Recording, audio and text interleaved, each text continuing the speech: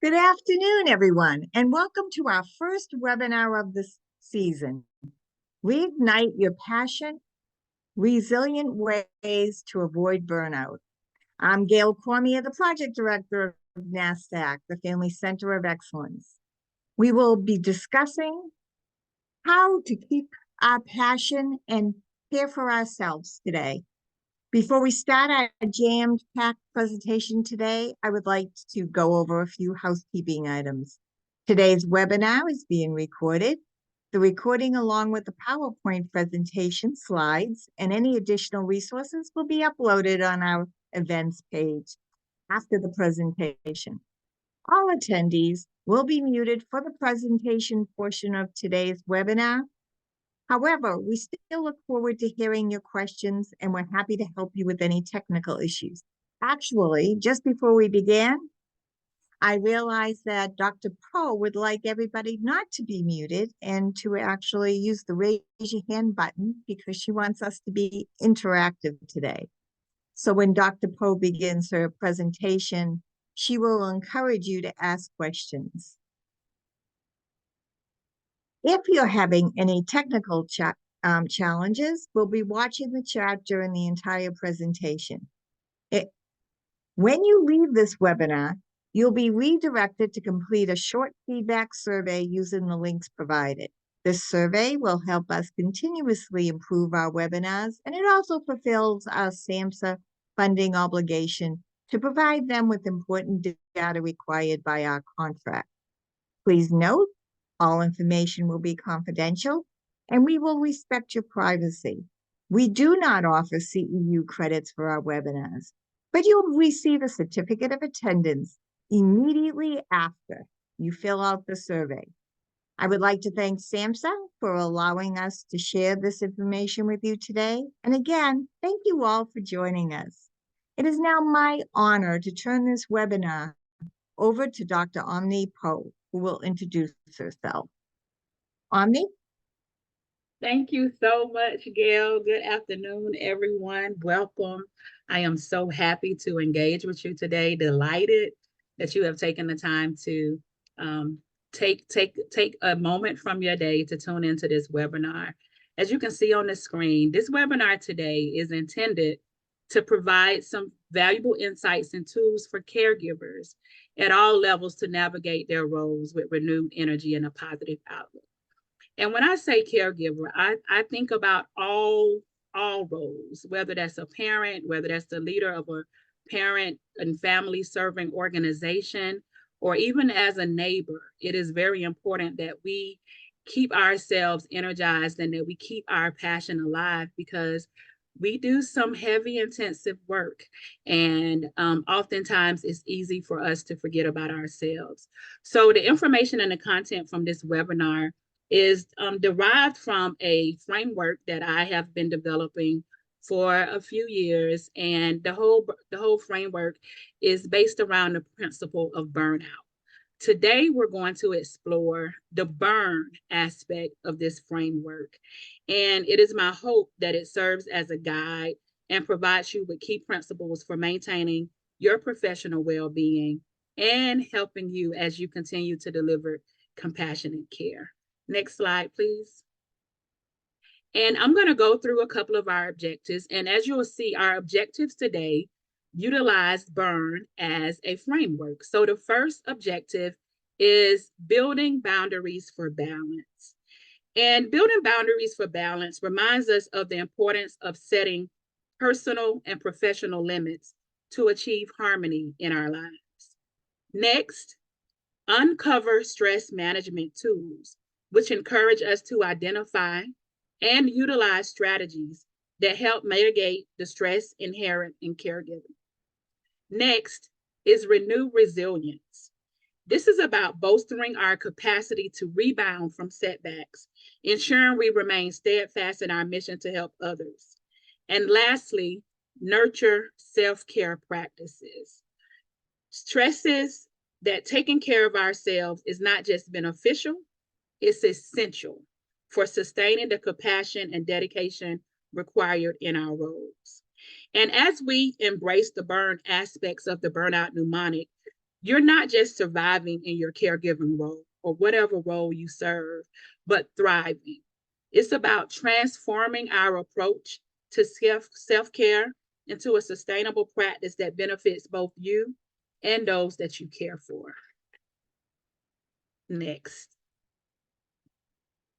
All right, it's important that when we talk about burnout and caregiving, that we have a clear definition. And I know that there are many definitions that are out there. I almost included some information into this presentation about vicarious trauma, but I wanted to hone in on burnout in and of itself. And there's a definition of burnout, which is on the screen. And I believe that this definition is really appropriate for what we're going to talk about today. But the main thing that I want to share with you about burnout is that it is a state of physical, emotional, and mental exhaustion. So all three of those aspects together at the same time: physical, emotional, and mental exhaustion caused by prolonged and excessive stress, especially in helping professions like those of us are in. Setting boundaries is essential in caregiving, not only for managing our workload, but also for maintaining our mental and emotional health.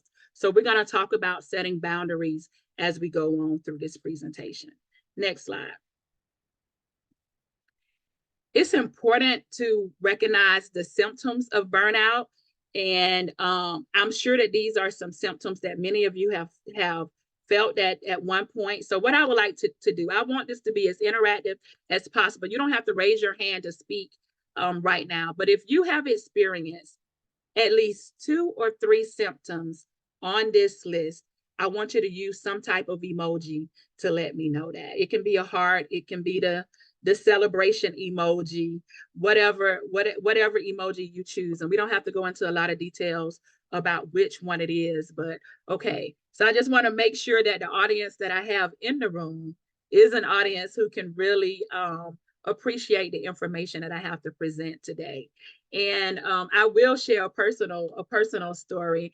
Anytime I'm getting ready to prepare or preparing for a new presentation or one that I haven't presented in a while, for some reason, it seems like everything works towards the favor of me experiencing these symptoms in a major way. So these are symptoms that are not uncommon to us, but I'm going to present to you an approach today of how you can work through these symptoms when they occur.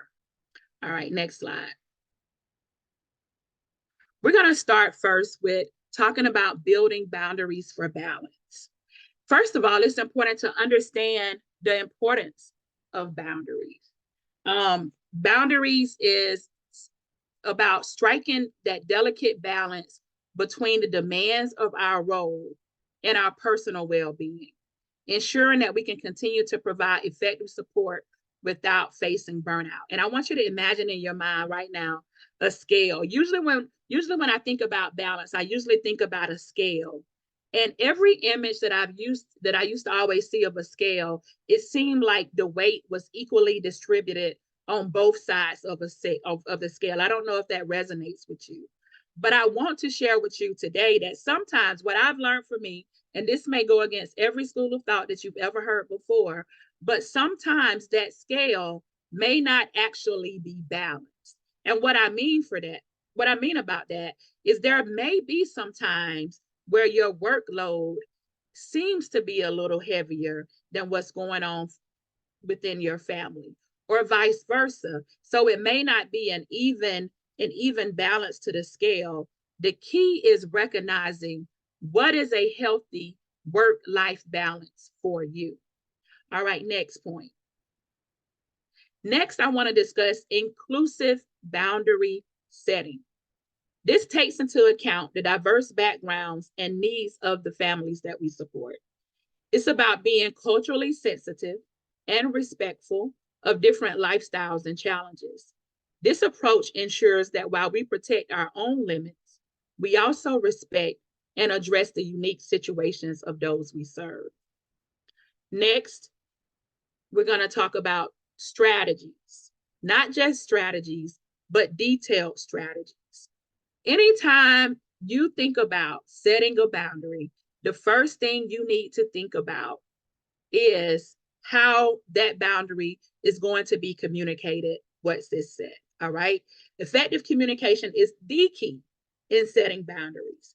It's important to express your limits clearly, but empathetically, showing understanding for the family situation. So if you have a family that you're providing support for and you need to establish a boundary, it's very important. And it sounds like I might be preaching to the choir, but it's very important that you express yourself clearly but empathetically, showing understanding for the family situation. Consistency in maintaining these boundaries is equally important to establish trust and reliability.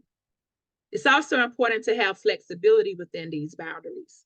There will be situations that call for adjustments to our set time, and being able to adapt while still upholding our overall boundaries is crucial.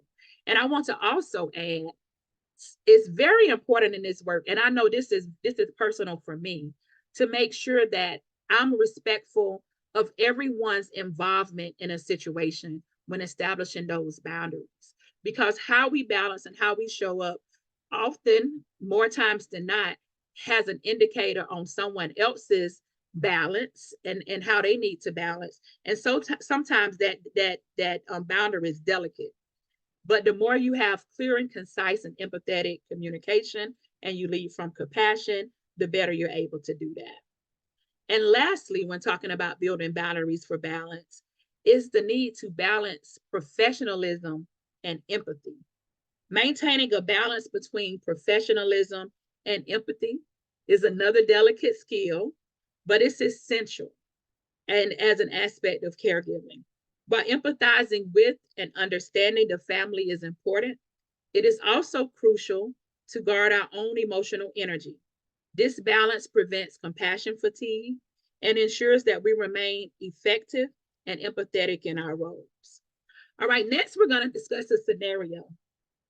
And for each of these aspects of the burn mnemonic, I have put together scenarios, but as we go through the various scenarios, I will say there may be time at the end for us to discuss these scenarios in more detail, but I wanted to just bring out some examples so that you can see these things in action. And if you have any questions that you want to put in the chat or something that I need to pause on, feel free to do that as well. So this scenario is talking about building balance.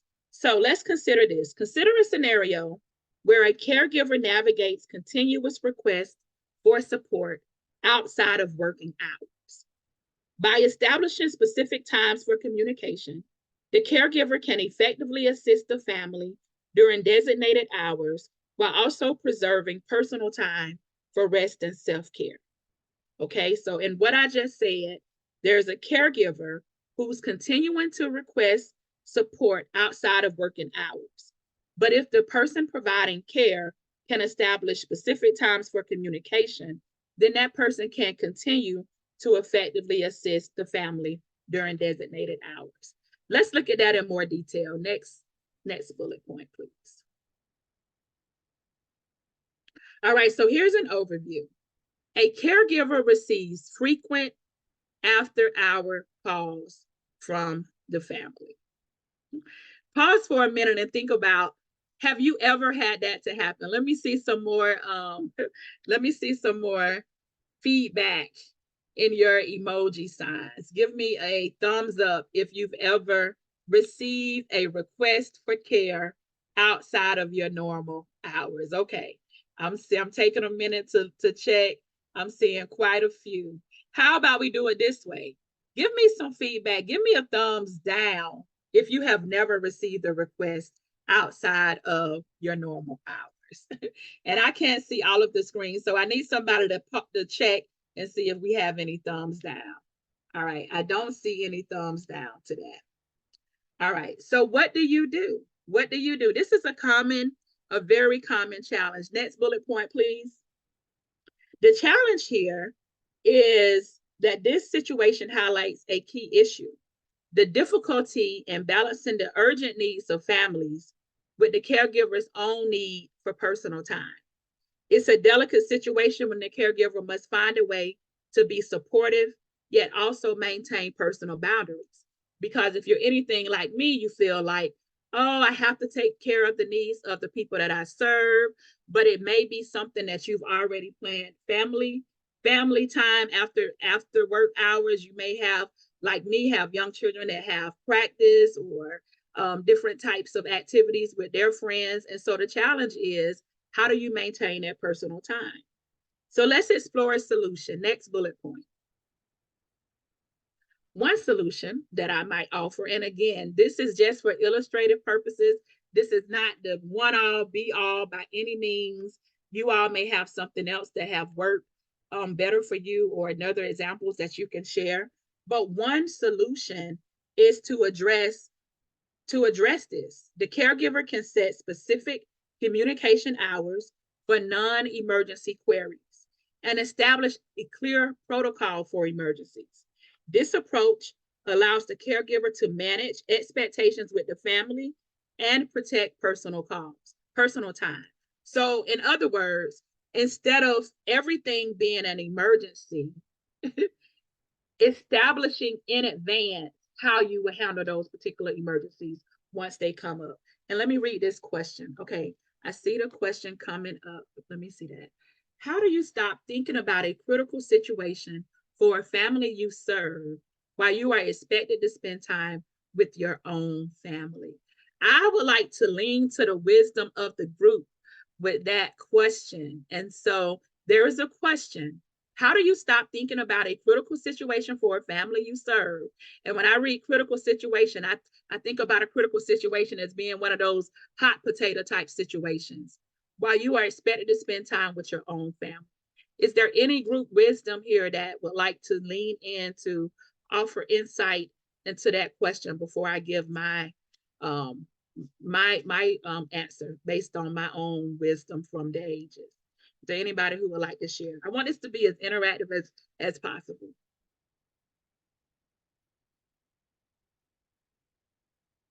All right, Nayetta. I hope I'm pronouncing that right. It's Naida, but don't worry, it gets mispronounced all the right, time. Naida. I'm totally fine with that. I don't know. For me, I basically I on the way home from work or on the way home from wherever, I take like that time to decompress my brain. I process what's going on and then I have to like release it. So sitting in the car for me, meditating, doing my breathing exercises, so that way when I walk in my house, I'm able to deal with my family. And then I also juggle with caregiving on a personal level as well. Okay. So it's a little bit harder for me to do because I'm going from one caregiving situation personally to going to one going from one professionally to one personally. But I just have to take that time in the car. If it's a 10-minute drive to my house, I have to do like I have to take 20 or 30 minutes to just like get it all out of my head. So I don't know if that's a great tip to use, but I do that for me. Wonderful tip. Wonderful tip to use. You're getting some love in the chat box. You're getting some hearts. I even added a heart as well. I think that is a solid tip. That is actually one that I use as well. My car time is a boundary that I had to communicate, going back to what I said earlier about our responsibility in communicating that boundary. So my family knows that when I drive into the driveway or I pull up in the garage, it's not that my day is not over yet. Like, I'm not home. You see me and I'm home, but I need time to decompress. And at one point I thought about putting one of those big rocks outside of my house just to lay everything there. It's almost like I'm going to lay this aside. It still may be a hot potato that I'm dealing with the family that I'm providing support for, but I need to come in and deal with what's going on in my house at the same time. So that car tip is very good. We may have time for one more example before I move on to the next aspect of our burn mnemonic. Was there anyone else who had a quick example? I have a quick example. Okay. I'm Pearl with the Parent Alliance. Hi, And Pearl. hi. So I kind of do the same thing, but about 10 minutes, because I do remote work. So Okay. about 10 minutes before I'm going to end my day, I really start kind of slowing my brain down. I don't take that call. I don't take the call up until the last minute, because Okay. when you work from home, I've got children at home. So I try about 10 minutes before the end of my workday to just really, again, like she said, do some meditation, just kind of slow that brain down, because your family, like my biological family, they need the best of mom as well. Right. And I often say to people, I can't be everything to everybody all the time, right? So I've given my families in crisis, what I can for that day, and we will, regroup tomorrow. But I really try to slow my brain down about 10 or 15 minutes before the end of my workday. I like that. Thank you for sharing, Pearl. So like not getting all the way to the end of the workday, but it's kind of like being on a treadmill. And, instead of you going from 4 miles an hour or whatever to dropping it down to like 1, and then slowly dropping it down so you can kind of slow your heart rate down to a normal pace. And I've never really thought about that in terms of the workday. So that's a tool that I'm going to add to my toolbox. I should have started this by telling you all to add these tips. This is your fire gear, So instead of thinking of a toolbox, think about what you need to put on to brace for fire. But that is very good. And so next point on the slide is the outcome of this. And so when you clearly communicate, first of all, you're building a boundary, but when you plan for emergency situations to happen and have a pre-established protocol in advance, helps you instead of getting into an emergency and not having a way to deal with that. So if there's a client that you're serving and they already know how you handle emergency procedures, you're able to dedicate more to them, and you're able to communicate to them effectively. So this scenario underscores the importance of clear and proactive boundary setting and caregiving. It demonstrates that with thoughtful strategies, it is possible to balance the demands of the job while taking care of our own well-being. So I do want to reiterate on this slide, the main emphasis is on building boundaries in advance, clearly communicating how you will handle emergency protocols and establishing specific times for that, as well as having a way for you to personally decompress in order to maintain your own boundary of balance. All right. So I want to take a moment to read what Tim has put in the chat. Yes. That is so true. That is so true. It's kind of still working in the background. Tim, that's a great point. Thank you. Thank you for that input. All right, next we're going to go to the next aspect of this mnemonic. So this is U, which is uncover stress management tools. And take a minute I love all of the active input. So before I go into this slide, or even as I continue to talk, I want you to think about what is your number one tool for stress management. If we were going to collect a collective tool, create a collective toolbox from this webinar today, what is your number one stress management tool that you use? If you have something that comes to mind, please drop it into the chat, because I would like to refer back to these comments and this input even after today's session to talk about some of the stress management strategies that we already have in place. I see music. Music is a great tool. Mindfulness, breath work, yoga, hot showers where I breathe. Yes, I took a hot shower this morning. It was not as hot as I needed it to be. And I was like, I need my hot water. I see a lot of breathing, long bubble baths, sleeping. So we already have stress management tools in place. So before I go any further on this slide, I just want to remind you that oftentimes and this is something that you already know, but I'm just going to reiterate it. Oftentimes when we're in moments of stress, although we have tools readily available, it's so easy sometimes to forget that we have these tools. I'm seeing arts and crafts, gym, massage therapists, kickboxing, positive self-talk podcast. If any of you have a particular podcast that you would like to share, maybe we can share that out in the comments so we all can tune into those podcasts. So as you can see, there are different stress management tools that we already have. Mindfulness and deep breathing exercises are some that I had on my list for immediate stress relief. They help us to stay centered and calm in the face of daily challenges. And you can go ahead with the next bullet points on the slide. I love the feedback from the group more than I even love some of the things that I put together myself. The key to stress management, though, is recognizing and identifying our stressors. And you could put all the points on this slide up. The key to this is recognizing and identifying our stressors. And the reason why that's important is because if I know that if I leave work at 3 p.m. every day and that there's a 3:03 train that comes on the track on my way home, and I'm totally making this up, and the sound of the train stresses me out, then if I can identify that as a stressor, then I can identify a tool to move around that stressor. Knowing how long the train is going to take, deciding whether I'm going to leave out of the office a few minutes early or if I'm going to stay a few minutes behind.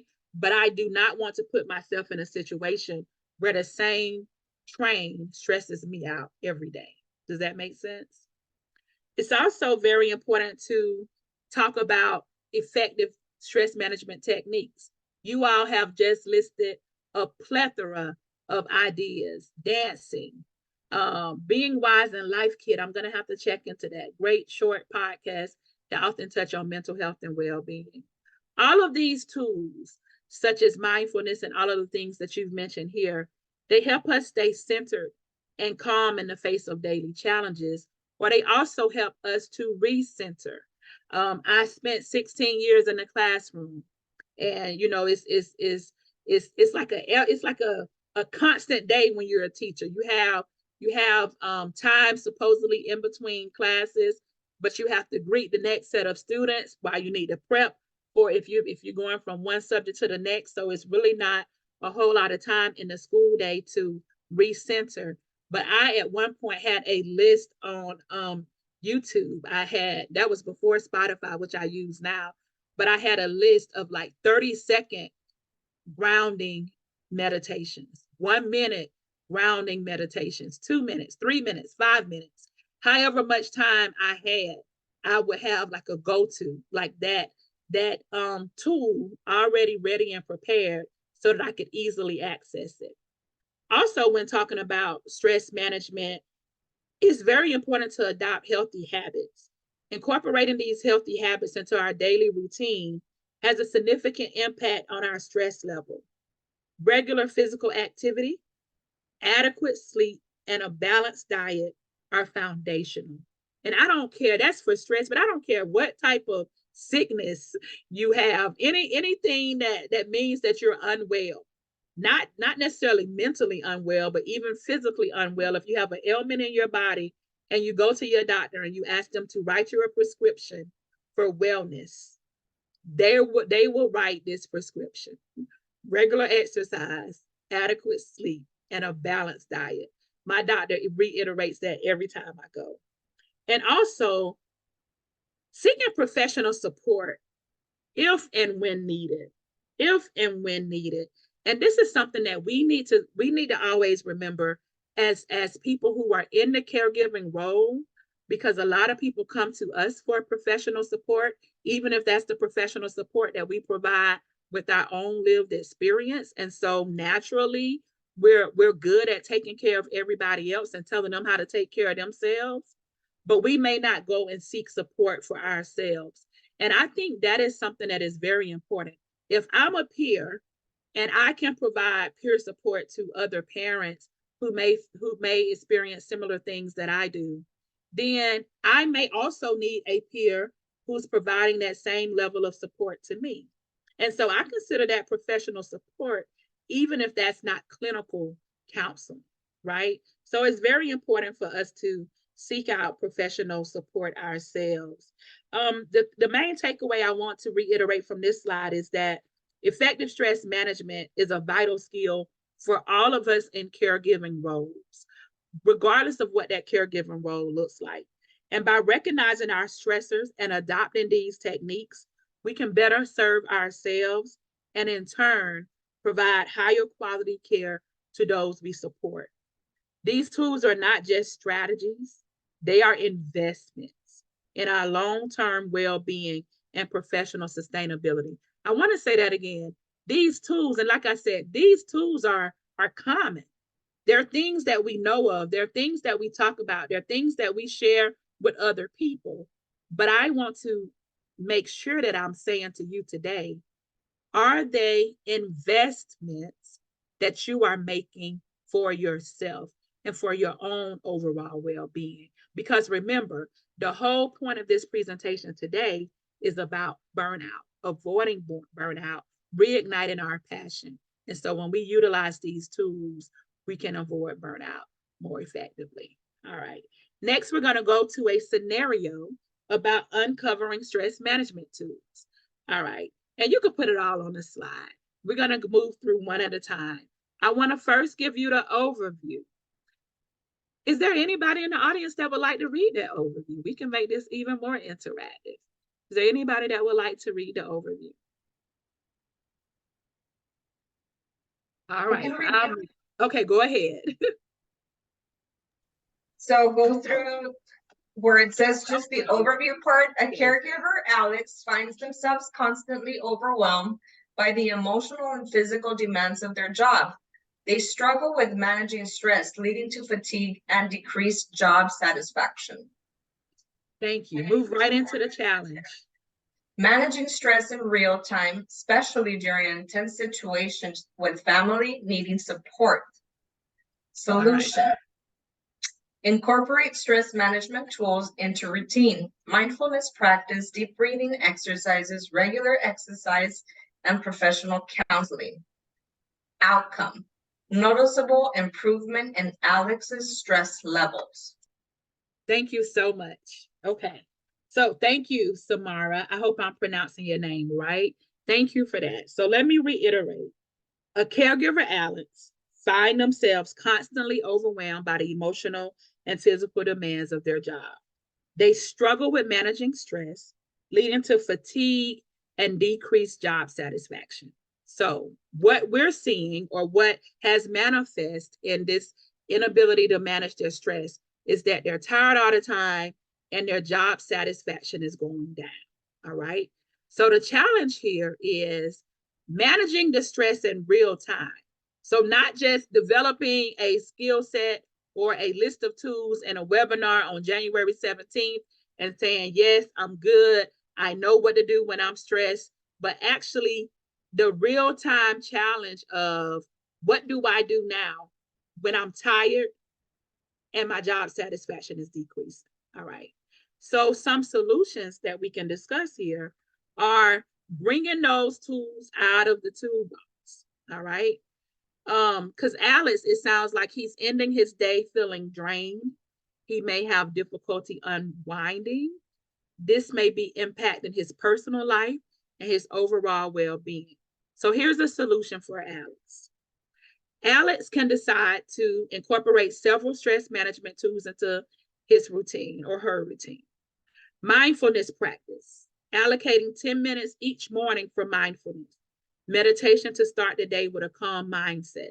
So before even going in to start interacting with anyone else or doing any work in peer support, family support, and whatever type of support or whatever role Alex find themselves in, allocating 10 minutes each morning for a mindfulness practice. And there are apps and there are tools. Even YouTube can get us some of those mindfulness practices that we can tune into. You know what? I would even go a step further and say, if you have a recorder on your phone, you may even record your own 10-minute meditation, your own 10-minute recentering, record your own voice, kind of speaking to, a calming nature that you can play. That's something I actually just thought of that, but I think it would be highly effective, just you telling yourself how to get back calm in the moment. Deep breathing exercises is another stress management tool that can be uncovered. Using breathing techniques during stressful moments to maintain composure and clarity. Also, regular exercise. Engaging in physical activity after work to relieve stress and improve physical health. Professional counseling also is an idea. Schedule monthly sessions with a therapist to process work-related stress and develop coping strategies. The key word in what I just said is process. You don't necessarily need to have a professional therapist to process. If you choose to have a professional therapist to process, I think that's wonderful. But if you could create processing time as a stress management tool and strategy, I think that would be great as well. And while I go to the next slide, and I mean, it goes without saying that the outcome here is a noticeable improvement in Alex's stress level if over time they continue to utilize the 10 minutes of morning meditation and mindfulness, the breathing exercises throughout the day, and having time to process what they're going through. And this scenario demonstrates how integrating various stress management techniques can effectively address the challenges faced by caregivers in managing their stress. While I'm going to the next subject to talk about resilience, I just thought about the various deep breathing exercises that are out there. So if you have a deep breathing strategy that you use, whether it's box breathing, 3-2-1 breathing, if there's a breathing exercise that you may be able to share, drop the name of it in the comment or give a little details about it that we may all can glean from and add to our own toolbox. And we'll be going right on to the Renew Resilience slide.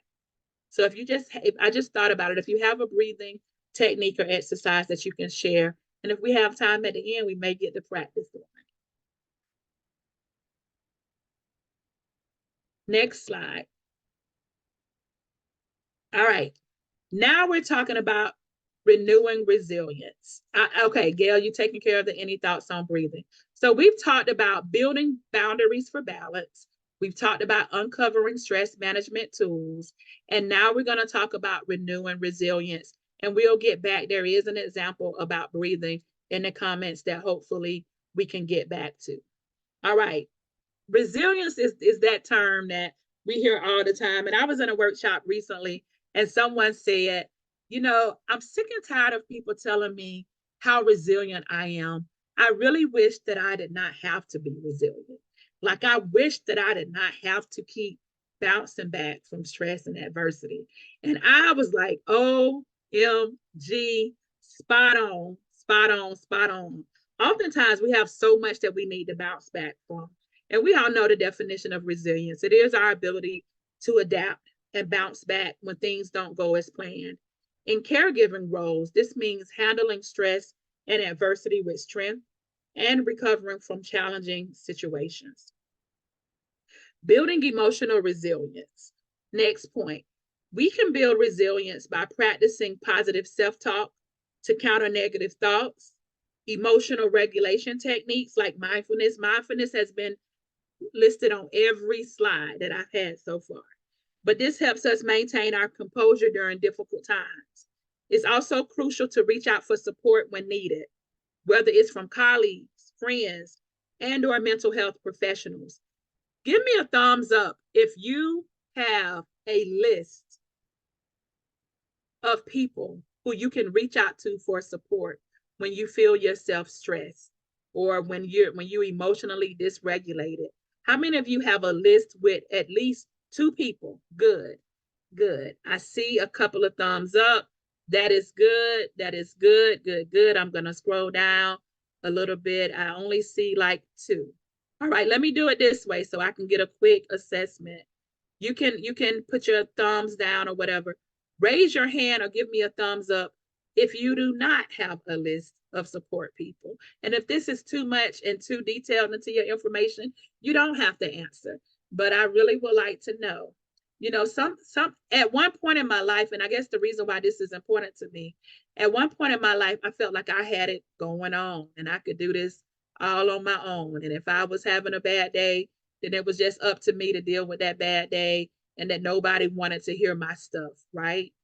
But the truth of the matter is, we have people that are ready and willing to support us. And we all know that because most of us, if not all of us, work in supportive roles. But a lot of times, people that are in roles of support, they don't have that support system as well. And I just think that's an interesting phenomenon. But ways to build emotional resilience, as I mentioned, mindfulness is the number one thing. Reaching out, I mentioned that as well. Next is learning from challenges. Each challenge, thank you, Gail. Each challenge that we face as caregivers is an opportunity for growth. A challenge, I don't care where you meet it, is an opportunity for growth because it allows us to pivot and to think something different and to learn something different. Okay. Challenges allows us to reframe our perspectives. And if we see these challenges as a chance to strengthen our skills and emotional resilience, that's better than just seeing a challenge as an obstacle. Because sometimes people will meet a challenge and feel like it's just something in their way. But if we meet a challenge as a growth opportunity and we govern ourselves according to that, thinking about how we're going to bounce back, then a challenge presents many opportunities to learn something new. Also, challenges allow us to keep that resilience sustained. Next point. Resilience isn't a one-time effort. It's a continuous process. Regular self-reflection helps us understand our growth areas, and continuous learning, whether through workshops, reading, peer discussions, webinars like this today, it all keeps our resilient skills intact because we revisit some things that we may know that we have access to, but we haven't used in a while. It's kind of like finding your favorite blouse in the back of your closet and suddenly taking it out again and you remember how good it felt the first time you picked it out from the mall. You know, sometimes our resilient skills can become weakened when we're not called to be resilient, but we have bounced back from so many things. I know individually and collectively in family support organizations and that sort of thing, that we've learned some things that we can continue to build on and not see as obstacles. All right. The main takeaway that I want to give you from this slide is developing and maintaining resilience is key to not just surviving, but thriving. And I've said that on a slide before. All of this is about thriving. We want to move beyond just surviving in our roles, and we want to nurture our resilience so that we can ensure that we can continue providing this compassionate care. All right, next. All right, here's another scenario. And this time I believe the scenario is about Maria. And I would love to have another volunteer to read the scenario and go all the way through the overview down to the solution. And then I'll reiterate with some hone in on the key points and discuss the outcome. Do I have another volunteer?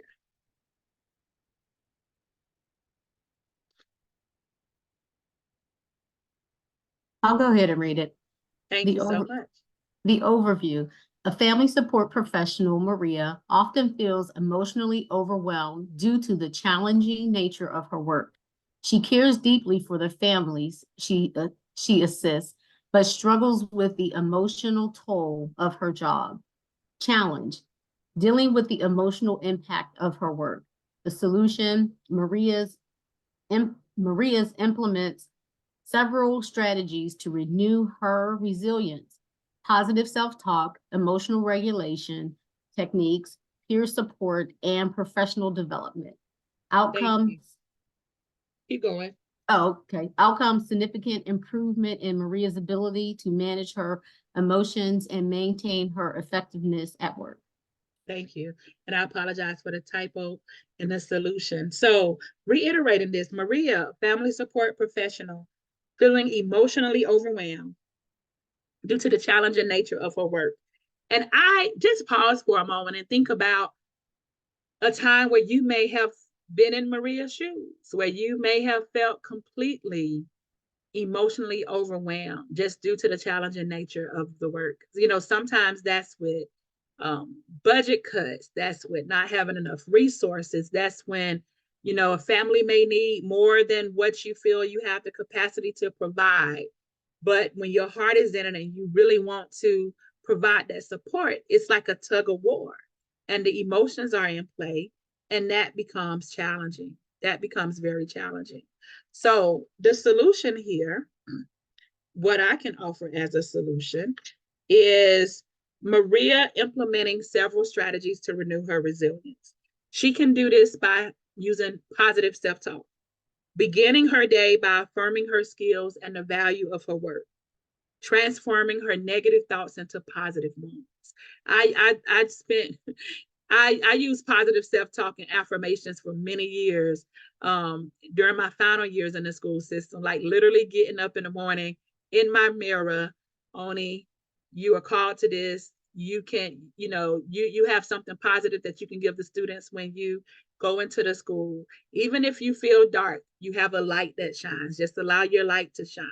Even without opening your mouth, maybe your presence can make a difference. You know, I gave myself a lot of pep talk and positive affirmations to keep me going, but it really helped me transform my negative thoughts into positive ones. Some emotional regulation techniques that Maria can use, again, adopting the mindfulness practices and deep breathing. And there were several great examples of deep breathing that were mentioned here. Also, peer support. Join a support group for family support professionals. We offer many of those support groups, but like I'm saying, if we're beyond the ones that we're offering and providing support for, joining support groups for ourselves to receive support. All right. And these strategies can lead to a significant improvement in Maria's ability to manage her emotions and maintain her effectiveness at work. She may feel more equipped to handle difficult situations, experience less emotional exhaustion, and find more fulfillment in her role. Her engagement in continuous learning and peer support can also contribute to her long-term resilience and professional growth. And I'm going to take a moment to read this comment.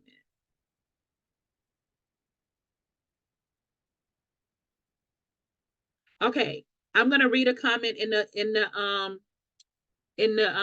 I'm going to read this comment from Tim. I am biased, but you may want to consider looking at the anger you are carrying, where you feel hopeless, resentments you may be hanging on to, and then look into forgiveness.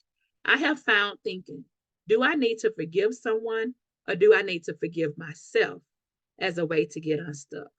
For me, getting unstuck is active resilience. Tim, thank you. Thank you for sharing this thought. I love framing that question. Is it me? Is it I that need to forgive someone? Or do I need to forgive myself? And I'm going to make note of the website that you provided as well. Tim, thank you for that.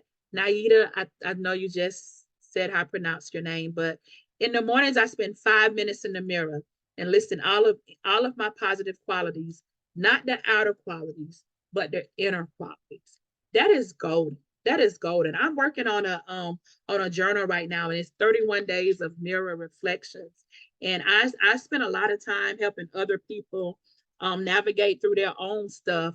And I realized, Oni, you need to spend some time navigating through your stuff again. I've kind of gotten away from my affirmation practices or whatever, but I'm gonna start a 31-day process of just mirror reflection. So I really like this idea of spending 5 minutes in the mirror, listing out these positive qualities. Thank you for sharing that. Thank you for sharing that. B-U-R, I think our next letter is N. So we're going to go right into our next session. Keep our next topic, keep everything going in the comments. And if we have time at the end in the question and answer time, then maybe we can revisit this. But I'm going to zoom right through this last point, which is nurture self-care practices. self-care is a term that we've heard a lot. And self-care simply means taking care of yourself in a holistic way. For caregivers, this means not only looking after our physical health, but also ensuring our own mental and emotional well-being is taken care of outside of our supportive roles, right? Outside of just making sure that we're well enough to take care of the people that we're supporting and teaching them about self-care, but actually taking care of our own mental, physical, and emotional needs. Once again, the prescription for health, the prescription for wellness, regular exercise, healthy eating, quality sleep, and I've added engaging in hobbies. A lot of people don't have hobbies. You know, a lot of time we think hobbies is something for children. I have 3 teenage children, so as they've grown, I've always made sure to keep them in extracurricular activities to make sure that they're well and they're well-rounded and all of that stuff. But as a parent, it is very important for me to do more than just make sure my children get to where they need. It's important for me to engage in things that bring me joy that I like to do for myself. Hobbies, any kind of activity that can be a great source of relaxation and joy. So just like with all of the other things, list your hobbies that you may do. Some people like to paint, some people like to journal, some people, one of my favorite hobbies is going to the lake and duck watching. And I tell y'all the truth, I have learned some of the most profound lessons of my life by sitting at the lake, watching ducks interact with each other. And a particular story come to mind right now. I don't have time to go into it and share, but that's self-care for me. Sometimes self-care is going and sitting in a parking lot and just people watching. And just kind of imagining the lives of people who I don't know and just watching them from afar, and not in a scary way, but just finding the joy, on their faces, or spending an extra few moments in the parking lot of the grocery store and watching people come and go. But self-care is very important. And in terms of self-care, emotional self-care is important, is important as well. Not just physically taking care of yourself, but emotionally taking care of yourself. Journaling, and I like to journal. I like to do journaling where it's a sustained approach. Like, for example, sometimes I get into 21-day journal practices. I've actually written a 21-day journal, have several more that I'm working on, but I like practices that allow me to think about a certain concept or a constant thing over a period of time. There's a comment in the chat that says self-care is different for all of us, and it is joy in the simplest form. And when you can make self-care a regular and active part of your routine, not something that you turn to when you're overwhelmed, but something that you integrate into your life daily, then it's easier to maintain your well-being and in turn be better equipped to care for others. Prioritizing our self-care is not a luxury. It's a necessity. I'm going to say that again. Prioritizing our self-care is not a luxury. It is a necessity. If we're going to be in family supporting roles, constantly taking care of other people and helping other families and individuals, parents, youth, whatever, navigate through their stuff, then it's very important that we have solid practices for how we navigate through our own things. By nurturing ourselves, we ensure that we have the energy and health to be there for those who depend on us. And I have one final scenario. This is Jordan, and I will read through Jordan myself because I see that our time is winding down. But Jordan, a dedicated peer supporter in a family service agency, finds it increasingly difficult to manage his work stress or her work stress. Despite their commitment to helping others, they often neglect their own well-being. So the challenge here lies in maintaining their own health and wellness amidst the demands of their caregiving role. They frequently skip meals, sacrifice sleep, and have no time for personal hobbies or relaxation. So, what's a viable solution? Jordan decides to actively integrate self-care into their daily routine. Scheduled meals. They begin to prioritize regular, nutritious meals, even during busy work days, and perhaps even pre-planning and doing some prep work at the beginning of the week so that it's not an excuse that they don't have time to eat correctly. Quality sleep. Setting a strict bedtime routine to ensure adequate rest and recovery, and that routine being something that includes a wind down. There was an example shared earlier about the person that winds down their day before they leave work. I think that is a great practice that can be done at the end of the night prior to bedtime, winding down and having a time set aside that you're going to go into preparing for sleep. You have time to do this. Yes. Gail, I hope you're saying that we actually do have time to do this during our day. Yeah, the end of the night wind down is something that my daughter's pediatrician told her. My daughter was dealing with she was going through a real anxious period of time and not sleeping well. And so my daughter's pediatrician suggested that she have a nightly routine. So rather than just, taking a shower and going straight to bed, maybe it be that she incorporated some essential oils and some aromatherapy and playing around with different scents that, the common scents, not anything invigorating like peppermint, but the lavender and the wind down essential oils, and having a solid routine, whether it's reading a chapter in a book. And that's what I'm currently doing. I'm reading a chapter a night in a book, and that allows me time to get back to reading, which I love. And I've been telling myself that I don't have time, but incorporating that into my nightly routine has proven to really be helpful. So another thing that Jordan can do is allocating time each week to engage in a favorite hobby, providing a much needed break and personal enjoyment. Again, mindfulness, incorporating these brief mindfulness exercises into their daily schedule to manage stress and stay grounded. Implementing these self-care practices leads to a noticeable improvement in Jordan's overall well-being. They feel more energized, less stressed, and find greater satisfaction in their work. Their improved well-being also positively impacts their ability to support others, demonstrating enhanced empathy and patience in their caregiving role. And this scenario illustrates the transformative power of self-care practices. All right, next slide, please. And I believe this next slide is just going to reiterate all of the points, the text in the burn unit.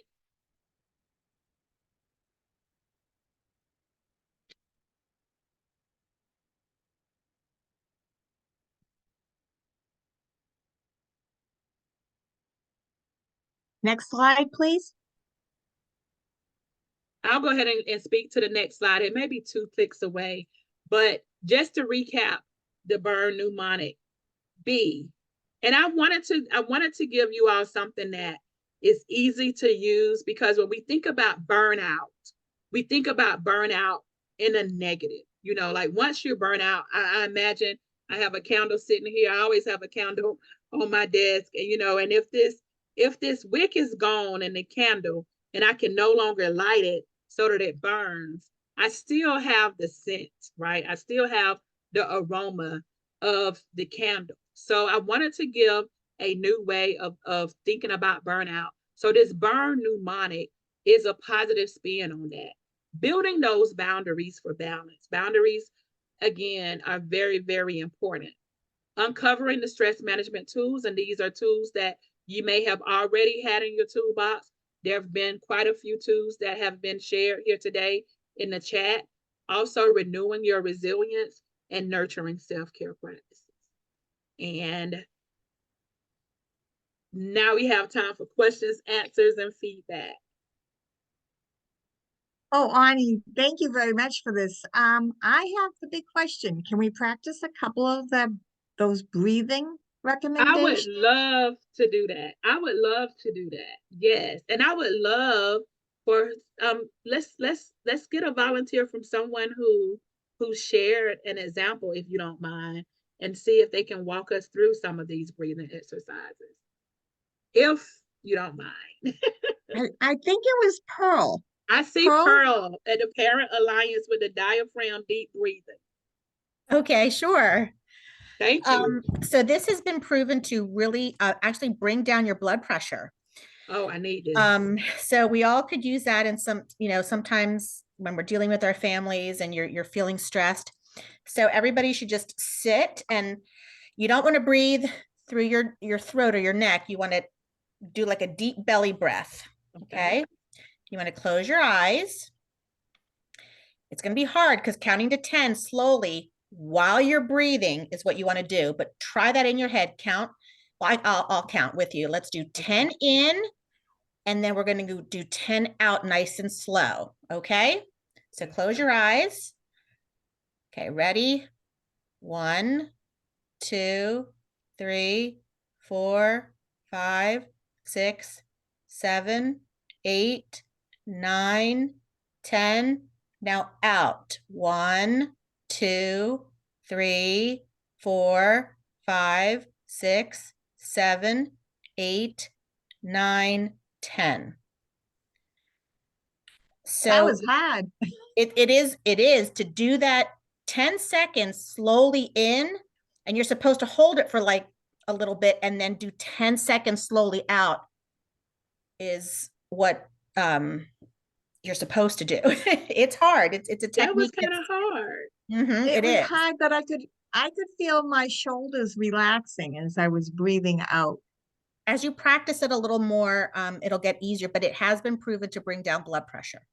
Wow. I have to remind myself when deep breathing, and I feel, especially if I'm doing a guided breath, not to be anxious. If someone is counting off and I feel like my pattern is a little different or I'm not there, I have to remind myself not to be anxious when I'm doing a breathing exercise. That was great. Do you have another breathing exercise, Pearl? That's the one I use. That's the only one I really use. Yeah. Thank you so much. Sure. I think Dana had one other breathing exercise. Yeah, so the lion's breath one is really good for letting go. Oh, I think I'm not on camera, sorry. The lion's breath one is really good for letting go, and also if you're lacking confidence, it can be a confidence booster. So you'll do that same starting position of finding a grounding, maybe bringing your feet flat on the floor and straightening your back a little, and inhaling deeply through your nose. And you can hold it a little when you inhale, and as you exhale, you stick out your tongue and really let all the air out of your belly. And you kind of roar and let all of the air and any noise out that you want to really let go. This is being recorded now. Yeah. I'll practice that off camera. That actually, it's very helpful. Thank you, Dana. Awesome. Were there I would any questions in encourage the chat? everybody. Yeah, why don't you put your cameras on? We'd love to see your faces and ask any questions, or ask each other any questions you may have. Turn your cameras on. We're friends. Hi, Stacy.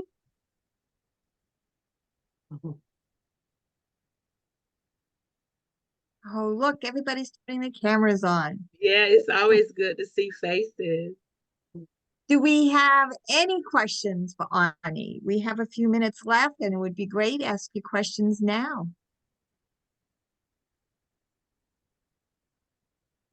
Well, I kind of would like to hear more about people's thoughts around resilience. Ani, I like how you said someone had at one point said that, we always talk about how resilient we have to be and what we need. How do other people feel about always having to, be resilient, not only at work, but also in like your personal life? Right. And I guess I should start since I brought the question up.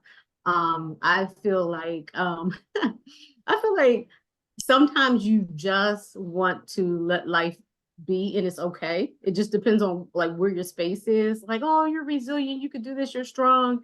And a lot of times we are strong and it's a natural, I feel like it's a natural coping mechanism to be resilient. But sometimes you just want to be in it, not like a pity party, but just be in it, walk through it because we're human and we're not always as resilient as, well, we're resilient because we survive, but not as resilient as everybody kind of expects you to be. So sometimes I feel like it's an expectation, but it's also our way, our human nature way of living and surviving. You know Good what, point. Lachelle, I want to speak to that for a minute and really from a very personal and transparent space. When I think about resilience, and especially as I hear how you framed it, I think about like imagine a rubber band or an elastic band that you use to wrap something in and hold things together, and then using that same band over time. Every time things are falling apart, you go back to that same event, that band, and over time it loses its elasticity. And so you keep coming back trying to be resilient, and you're trying to hold things together with that band, but it doesn't hold the same. It's like you're not able to keep it together. And I feel like that's what I had to realize, because like me thinking that I'm not strong because I can't hold this together, it goes against what being resilience is all about. And so I'm bouncing back, but my tools that I may have been using in that bounce back, it didn't have the same, elasticity. So I was stretched. So now I'm thinking about how can I rebuild the elasticity in what I have used as my resilient tools, so that I can put it back together in a sense, and not be so worn. So that's a good point you made. But those are my thoughts. Naida has a question. No, I was just going to comment on resiliency for me. And I have a very obsessive compulsive personality.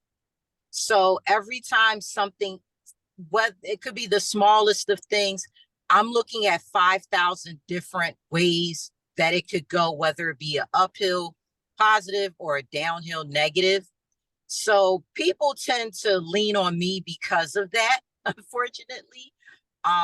Personally and professionally, it works out where I'm like the treasure box of ideas, resources, supports. And when I do have those worn down moments, because I'm so many things to so many people, they see it quicker than I do. There are times I don't see it and they see it. So they're like, okay, we're going to take a step back. Or my husband, who's like my biggest, so he's like my advocate, I like to say. He will tell people, leave her alone. She needs her time. So with that in mind, I tend to bounce back from things somewhat fairly quickly, I would say, because I have like every different scenario for every different thing, and I just bend and adapt. Like for example, I know I have a family member that was diagnosed with dementia that I'm a caretaker for.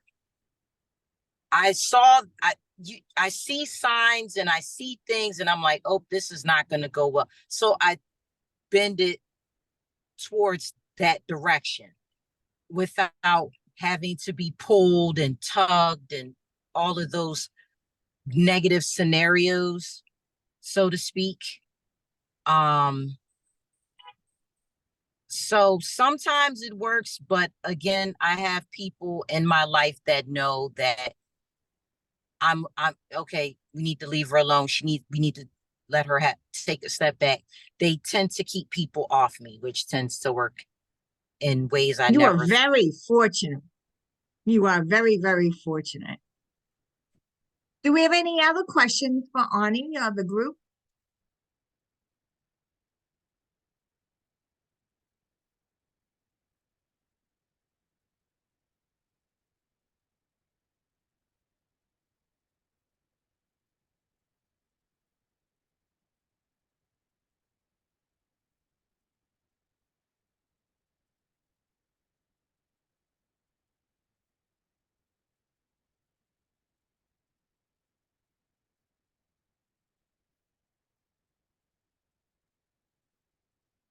Gail, do you want to move on? I don't think I see anything in the chat.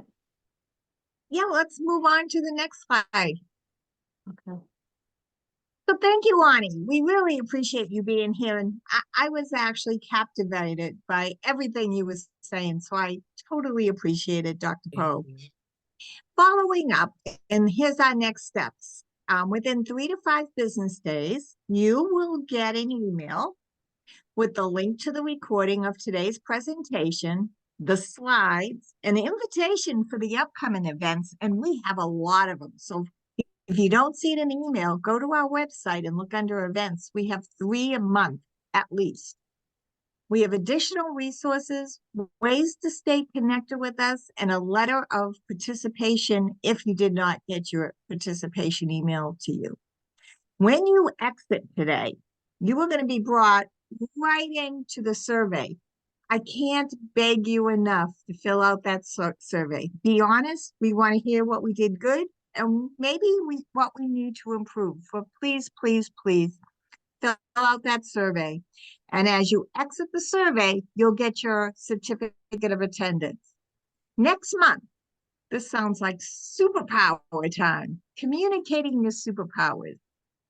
Our webinars happen once a month on Wednesdays from 2 to 3:30. Next one is communicating your superpowers. When we equipped families to take a person-centered approach to communications, it creates opportunity for each person to determine for themselves what their core values are, what their own communication styles might be, but most importantly, it equips the family member to assist their loved one to evoke their own ideas and strengthen the relationship and process. Sounds excellent. I can't wait for it. Next slide. Thank you for joining us. And again, please, please, please fill out the survey. You have to exit on your own to receive the survey, and we will see you next time. Thank you.